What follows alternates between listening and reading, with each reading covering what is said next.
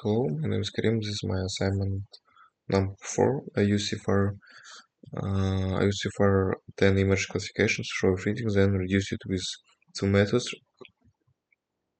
regularization and data augmentation. I also specify the number of edges using validation based on callbacks. So I started by importing NumPy, Matplotlib, scikit-learn, split utilities, and keras. I fixed random seeds for every utility, so runs are more consistent. Uh, so uh, CIFAR 10 has 50,000 training and 10,000 testing images, each 35 by 35 uh, with error, color changes, and 10 classes. I convert pixel values to float 32 and normalize them to the range 0 to 1. Um, 0 to 1 for stable optimization. I also display samples images as quickly as sanity check.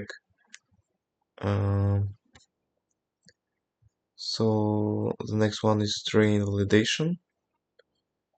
I split the original training set into training and validation using stratified sampling, so class balance is preserved. Validation is used for model decisions, while the official test set says untouched until the final evaluation for the baseline overfitting demo, and additionally trained on a small subset of 7,200 images to make memorized easier to observe.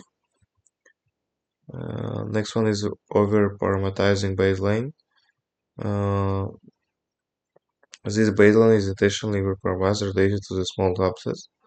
It has wide convolution stack on two larger dense layers, but no dropout and no explicit. This setup increases model capacity and makes overfitting like a training metrics improve while validation eventually lacks.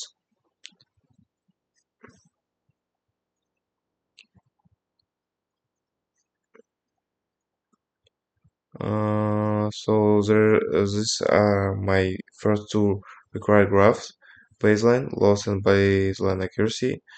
The key sign of your fitting is the widening gap between training and validation. Training loss keeps dropping, but validation loss does not improve similarly.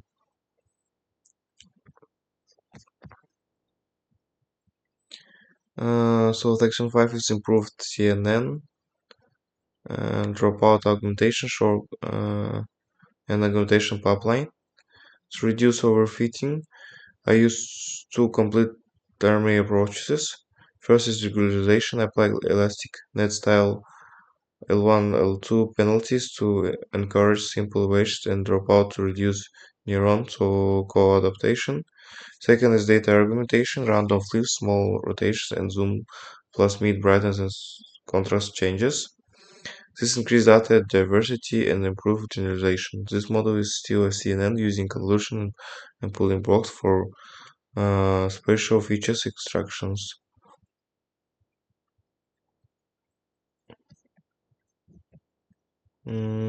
So section 6 is approach strategy.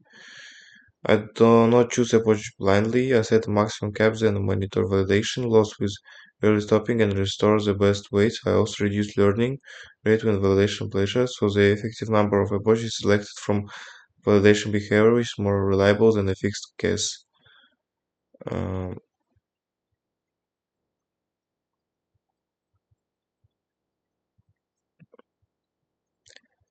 Here are figures 3 and 4 for improved models, loss and accuracy compared to baseline.